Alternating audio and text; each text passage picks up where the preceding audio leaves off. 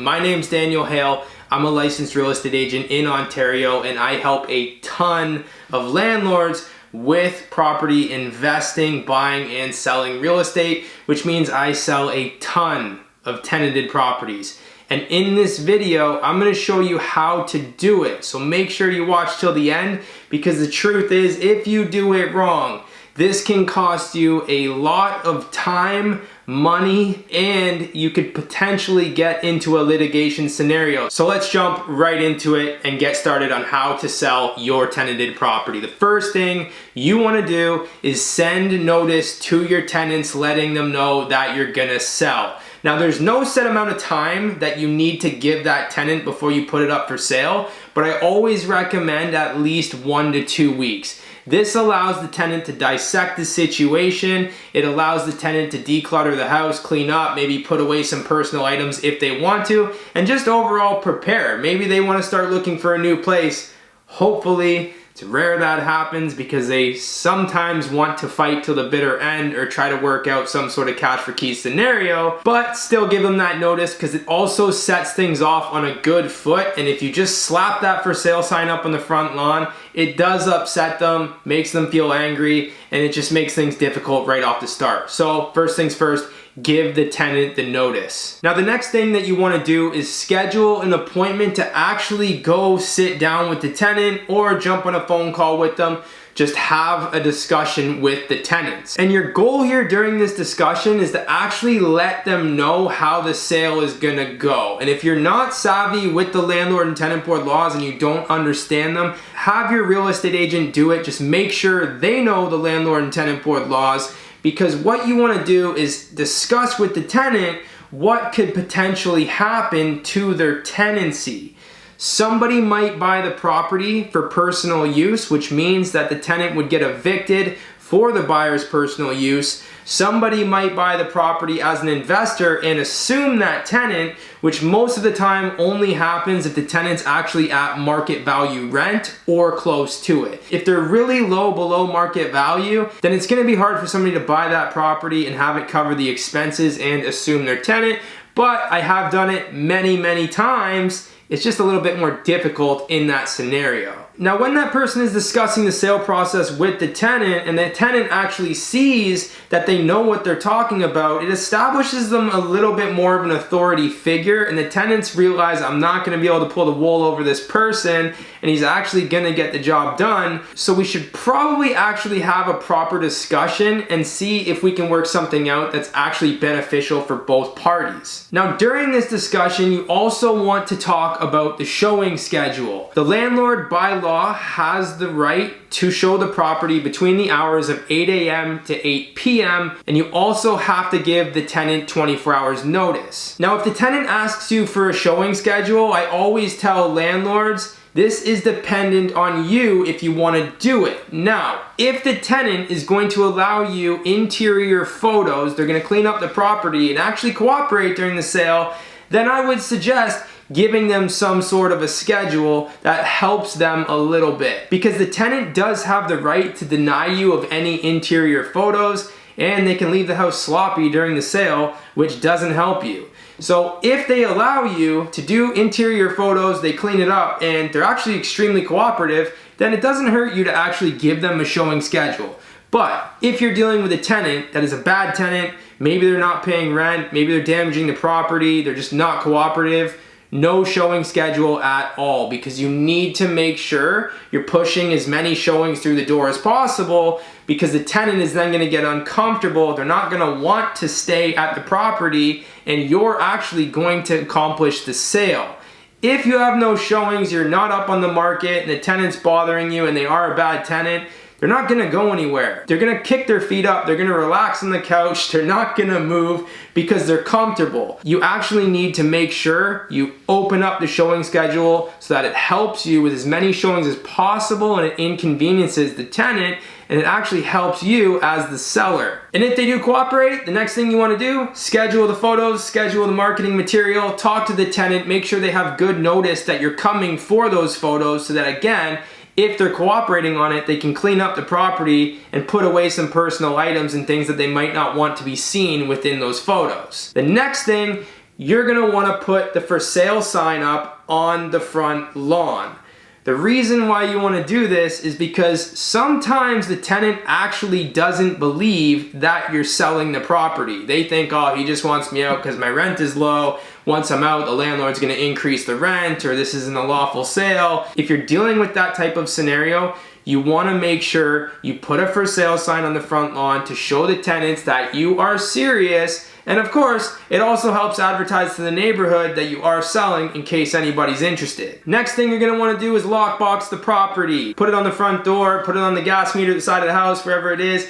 Put a lockbox on the property. This also makes tenants uncomfortable because in their minds, they're like, somebody could access my house at any time. Even though legally you cannot do that, you have to give them 24 hours notice. I've seen it many times where tenants freak out because there's a lockbox on the front door. But you have the right to do this. You need to make sure you put a lockbox there.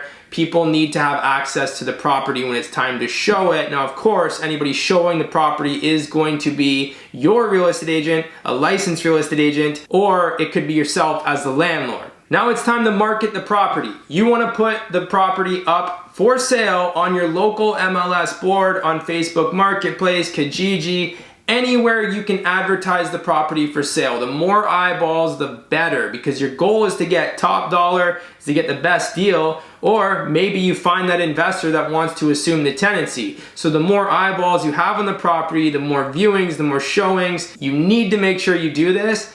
Pump out the property and advertise it well so that you can come out with the best case scenario if you're dealing with a bad tenant. And if it's still not a bad tenant, you still want to come out with the best case scenario, advertise to the best of your ability. Now when showings start, here's what you want to do. You want to make sure that your real estate agent tells all of the agents, please make sure you knock before you enter, please make sure you remove your shoes, and make sure you give 24 hours notice unless the tenant agrees to allow a time that is earlier than that.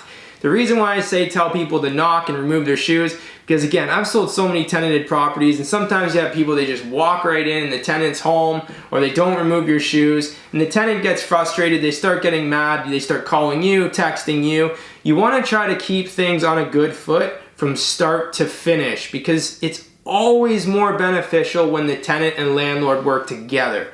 The minute they don't, it gets a little bit more difficult. You got to exercise the landlord and tenant board laws in Ontario, and those aren't the greatest, but the tenant does not have the right to interfere with the sale, so that is to your benefit. But still, you want people to make sure they're also aware that the property is tenanted, because you want people going to the property and viewing it that are actually interested in buying it and they know what to expect. Now, this is the most important part that you need to know when selling your tenanted property in Ontario. Offer time. How to handle it, what needs to be in the offer, offers you actually can deal with and you cannot deal with. Starting with the investor bringing you an offer. If it is an investor, they have to assume the tenancy unless the tenant and you agree to sign an N11, which is an agreement to end the tenancy amongst the landlord and the tenant. And usually that comes in the form of cash for keys. So maybe you agree to a cash for keys term, or you agree to allow the tenant to move out within a specific date. If you have that N11 signed and you have an agreement with the tenant, then you can sell it to the investor and allow them to have vacant possession. But in order to sell it to an investor and give vacant possession, you have to have an agreement with the tenant. Otherwise, you cannot legally evict that tenant. The investor has to assume the tenancy. Someone buying the property for their personal use, their parents' personal use, their child's personal use, or their spouse's personal use. This is somebody that you can actually serve the N12 notice of eviction to the tenant and guarantee vacant possession. But they have to be using it for one of those people's personal use or their personal use, and it has to be for a period of up to 1 year. Now, you can't control that if they lie to you, but it needs to be in the agreement of purchase and sale so that if they did lie to you or they didn't tell you the truth, at least you have proof that you did your due diligence and you sold it correctly and legally, and this is going to keep you out of trouble. If the buyer is buying the property under a title company, a corporation, for example, 123 Ontario Street, you are not allowed to give the tenant an N12 notice under a corporation. It has to be a personal name. Even if that corporation says to you, we're buying the property for our personal use, I'm moving in, I'm just using my title company because that's who's purchasing the property for financing. You cannot do it. It has to be under a personal name. Make sure you know these things, because if you sell it firm, you're gonna be in a lot of trouble if you can't get the job done. You're gonna run into litigation, all sorts of issues. It sucks. So make sure you do this right. Now the closing date, another super important thing within the offer. If you're serving the N12 notice of eviction, you have to give the tenant 60 days notice from the time that they pay rent. For example, if they pay rent on November 1st, they have all of November, all of December. Their termination date will be the last day of the second month, which would be December 31st. That's when the termination on the N12 would have to be. Now you don't want to put your closing date on December 31st or earlier than that, because you're going to run into trouble and not actually be able to give vacant possession. Now this closing date only matters if they're asking for vacant possession. If they're not, you can close whenever they want if they're assuming the tenancy.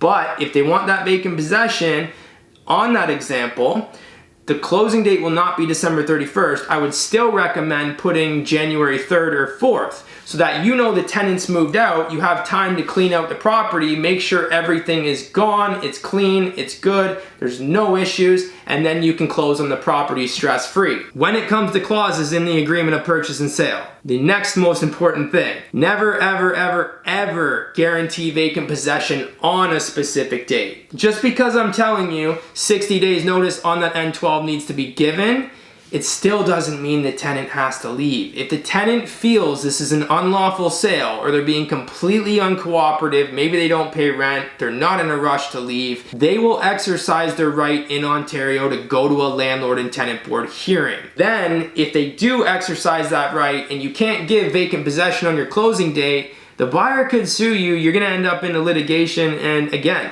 gets very messy.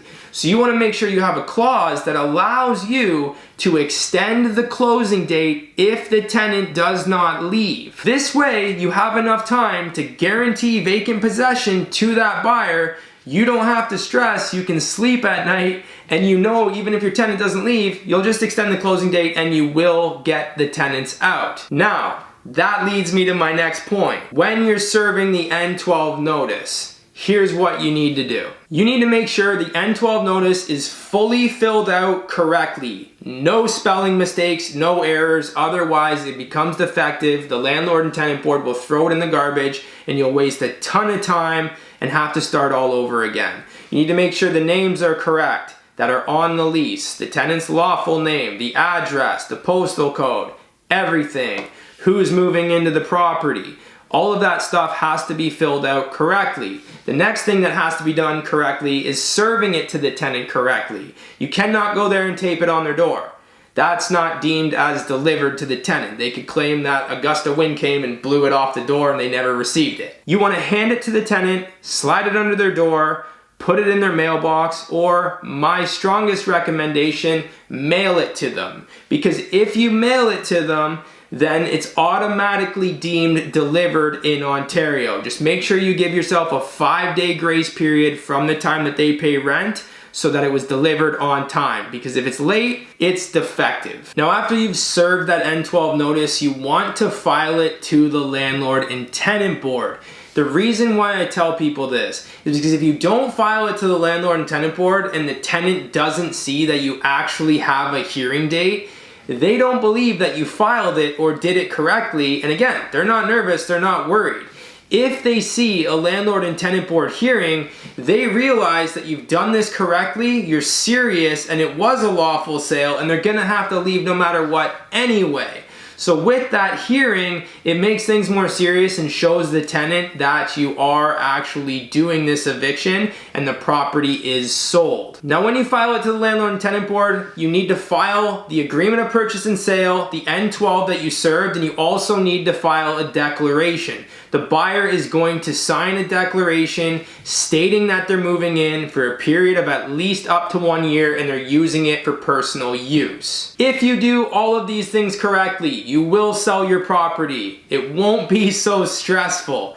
Make sure you don't miss any of the steps, and make sure you actually choose a real estate agent that has sold tenanted properties before and knows the landlord and tenant board laws. Shoot me an email, send me a text, or give me a call. I'll be happy to help you with this process, and I'll see you guys in the next video.